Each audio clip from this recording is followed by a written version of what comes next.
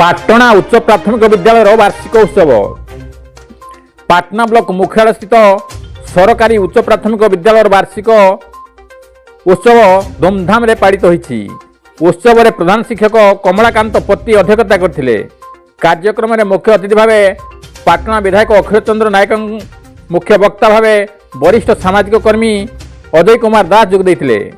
सम्मानित अतिथि भावे विधायक प्रतिनिधि कमलाकांत दास, पाटना सरपंच विनती बानरा, ब्लॉक शिक्षाधिकारी पूर्णचंद्र अमात, आंचलिक साधन केन्द्र संयोजक ज्योतिर्मय त्रिपाठी, अवसरप्राप्त संस्कृत शिक्षक क्षीरचंद्र मिश्र और एसएमसी सभापति कल्पतरु कर प्रमुख जोग देथिले।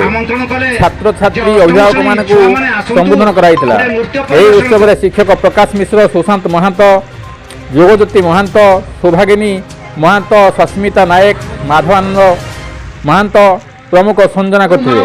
कार्यक्रम में क्रीड़ा एवं मेधा अन्वेषण प्रतियोगिता कृतित्व लाभ कर छात्र छात्री को उपस्थित अतिथिगण पुरस्कार एवं प्रमाणपत्र प्रदान करथिले।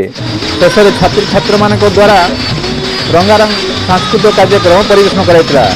Govind Raut report, Academy media.